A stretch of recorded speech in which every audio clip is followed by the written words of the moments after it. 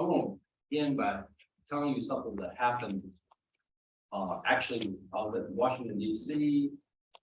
about 3 weeks ago, two or 3 weeks ago, at a cost of home conference and Hill Day, basically a lobbying event for Habitat for Humanity affiliates all over the United States and Washington, D.C. In the conference part, Jonathan Redford, who is the CEO of Habitat for Humanity International, gave this story from what's going on in his life and some of his personal advocacy activities in his own community. Now, as you can imagine, that the CEO of the second best known nonprofit brand name in the world, second only to the Red Cross, would be a person who has a pretty hefty salary and lives in a nice neighborhood in an upscale community. And he does. He actually lives in one of the older upscale suburban neighborhoods in the Atlanta area, which is where our the headquarters for Habitat International is. And he did some research on that community. That community is what some folks in Bulloch County would like to have, where all the lots are about 5 acres and the houses are large and everybody's white. And he did some research of how that happened, how that community, it's not just the neighborhood, we're talking about an entire suburb. An area that probably has about as many people in it as Statesboro, and it's its own little municipality, near Atlanta. And he did some research on how that happened. And it happened in the 60s. And it was the result of zoning laws and neighborhood covenants that were expressly designed to keep people of color out. And was also expressly designed to keep low-income people out, or even middle-income people out. And a lot of the ways it happened had to do with property size and the size of houses that were allowed, and so on. And at that time, in terms of the public discussions about why they should do that, it was very open that it was there for all sorts of racist reasons. And so he presented that information to his neighborhood association and began working on convincing them, and actually recruited quite a few of them to work on convincing the township that they're in to redo their zoning laws to allow for smaller properties so that existing properties could be subdivided. And where there are larger properties, to allow for those to be zoned for multi-unit housing, for the express purpose of allowing the community to become more diverse, both economically, but also racially, intentionally, to transform the community and make it more diverse and inclusive. How well that's ultimately going to work, we don't know, but that's what they're doing in this one area of Atlanta. Let's talk about zoning as it has to do with diversity. The idea of zoning came up in a little after the turn of the 20th centuries, late teens, early 20s. The original big idea was basically to try to keep neighborhoods from being directly downwind of factories because of the smoke. It was originally done for health reasons and to restrict where you could build a factory. That was the original concept. It's basically keep some distance from people and factory, especially as it relates to the smokestacks.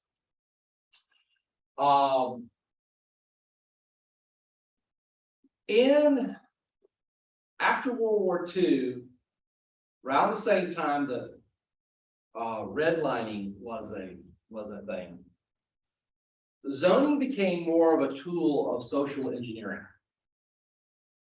The big idea was to concentrate poverty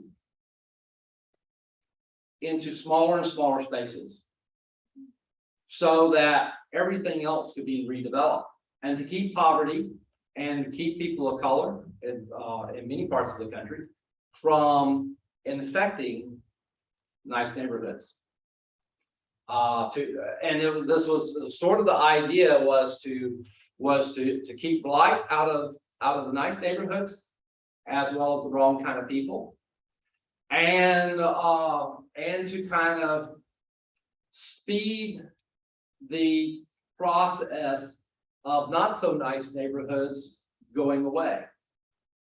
And so as you get into the 50s and 60s, some of the what began to become standard practice was, if you have a neighborhood that's kind of declining and it has kind of the wrong kind of people in it, first of all, you redline it. So you make it hard for anyone to get loans to do anything to improve the buildings. The other thing you do is that you zone for bigger setbacks, larger lot sizes than the housing that's already there, so that as houses burn down or fall down, they aren't replaced. The thought at the time was that what you want, because at that time the government was building government housing, highly concentrated, high density housing, and the idea is to move these people out of neighborhoods and put them into highly concentrated government housing. And so by the time you get to the 70s and 80s, sort of the general zoning practice was that lots were bigger, new houses were bigger, and the lots in a lot of neighborhoods, what the zoning requirements required, the houses and the lot sizes that those requirements had in place did not look like the houses that are in that community. Now, I didn't understand a lot of that until I went to this particular habitat on the hill. I always, and Sherry can bear me witness, Habitat's been pushing for, make the lot sizes reflect what's in these neighborhoods, because it doesn't make sense to put low income people in a big house on a big lot, because that's more expensive. And then you got low income people who are elderly and who can't take care of a yard. Actually, the smaller that yard is, the better, because they can't afford to hire someone to do it for them. So, but the question always in my mind is, why did it occur to people to zone, low income areas of Statesboro so that you can't build what's there. You can't build on a lot. In other words, if a house burns down, falls down, gets removed, and Habitat tries to build a house there, we have to get variances to build a house in a spot where a house was. Why is it zoned that way? Well, I'm not saying the people of Statesboro did that on purpose. They followed best practices that had in mind you make these neighborhoods go away, and then you can redevelop them into something better. And so the goal was to actually cause these neighborhoods to eventually create empty space in these neighborhoods so you can redevelop and redevelop for the kind of people that you actually want in that neighborhood. We're so that Statesboro is rezoning and rewriting is this is why, one of the reasons why is Statesboro zoning laws are so out of date and they need to be redone. However, something else is happening in Statesboro and in Bulloch County. As a lot of you know, we are about to experience a huge population increase. And that's creating all kinds of challenges. It's also creating all kinds of opportunities. If you're looking at this strictly from a diversity perspective, it is a spectacular opportunity. It is an opportunity to make some of the least diverse parts of the county much more diverse. It is also an opportunity to make some of the least diverse parts of Statesboro much more diverse. And actually, we just had a situation where a development is coming under pressure, and diversity is not the only issue in that, but I promise you it's in the back of people's minds as they resist some of these developments that are going higher density than the neighborhoods they are next to.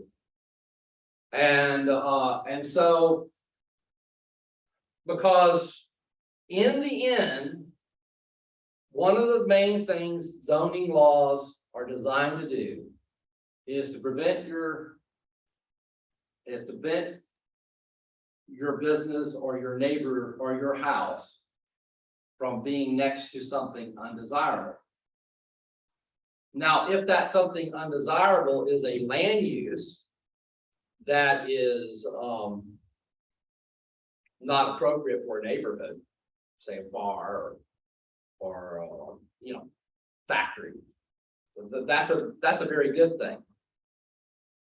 If what you're really trying to prevent is from having neighbors who make less money than you do, or who have a different skin color than you do from moving next door, then that's a bad thing.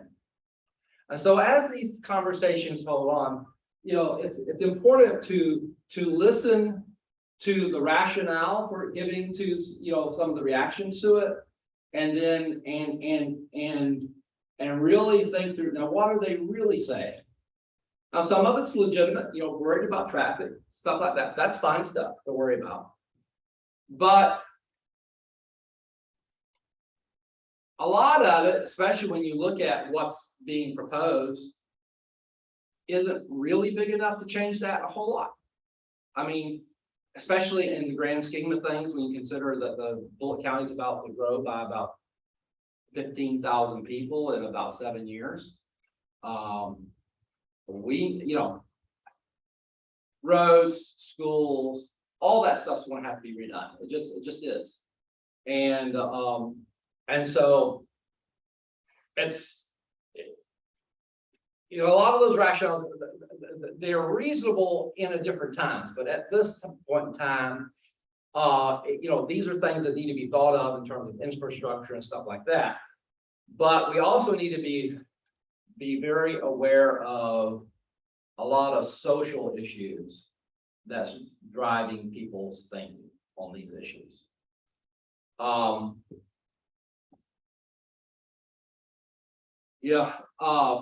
One of the things that Habitat's pushing for in Statesboro is and we think the county wants to do the right thing. We're just trying to make sure that they don't get pressured into doing the wrong thing. One of the things we want Bulloch County to do is to build infrastructure that will support high density housing in somewhere in southern Bulloch County. They have an idea where they want to put it. They could put it there, they could put it somewhere else, but it needs to be in southern Bulloch County for all kinds of environmental reasons. And it needs to be enough of it so that a lot of people are going to move to Statesboro. A lot of people are going to want to live in suburbs that are right around Statesboro. And that's fine. And there needs to be some growth in Statesboro so that it remains the center of the county for all kinds of bigger economic reasons. But if all that housing comes to Statesboro, well, let's put it this way, there isn't a space in Statesboro for all that housing, for all those people. It just isn't. If all that comes here,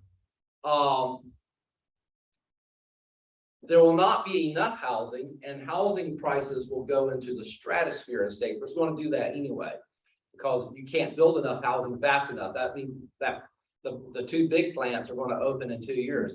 There's no way you can build that much housing in 2 years. But there needs to be a plan for high density housing in the southern part of the county to keep the carbon footprint low, small, to keep the sprawl to a minimum, concentrated in one area of the county.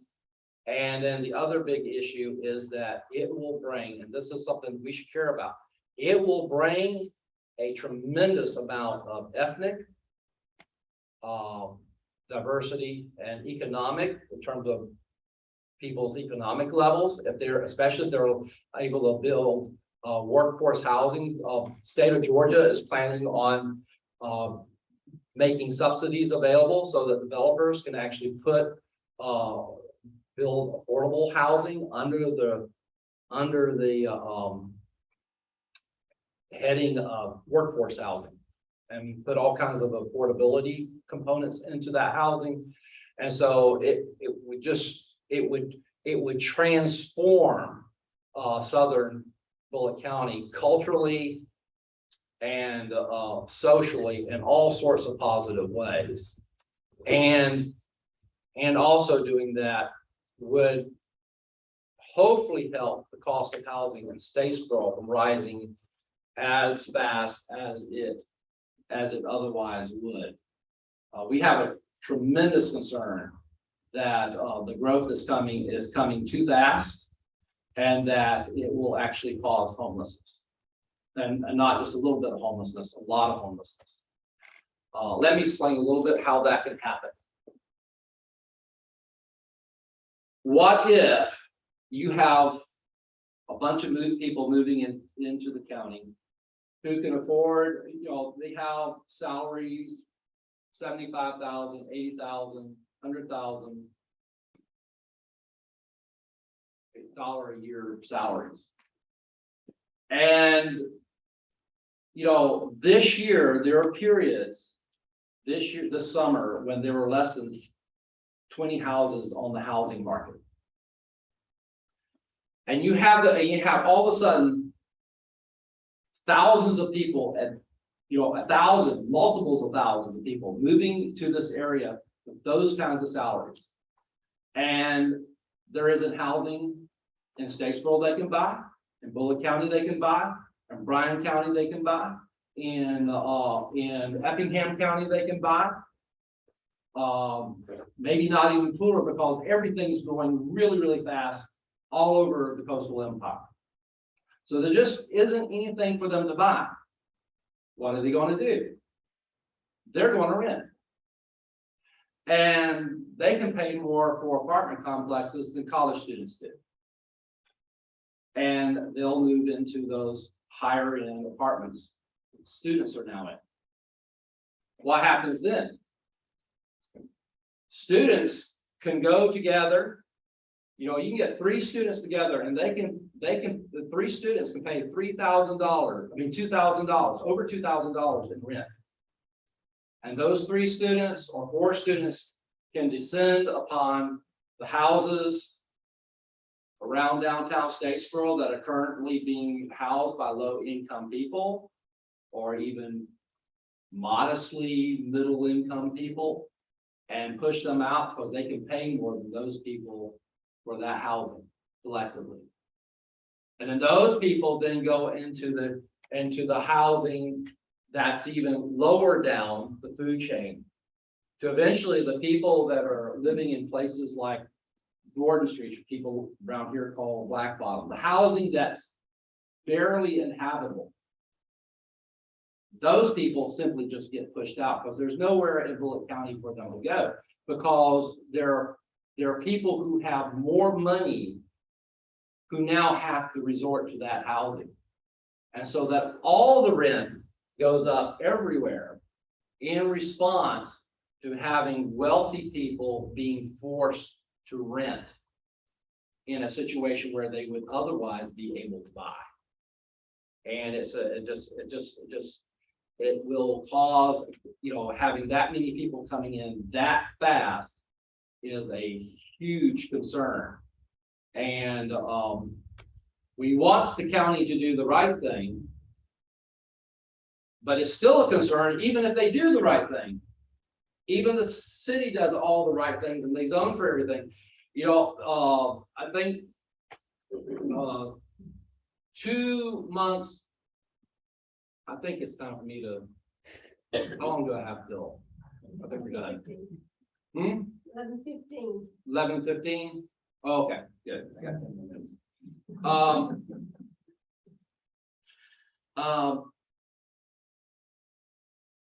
I mean, it takes a year to build a house, well, 6 months, really. Some developers, if you do it, you really throw it up, you do it 4 months.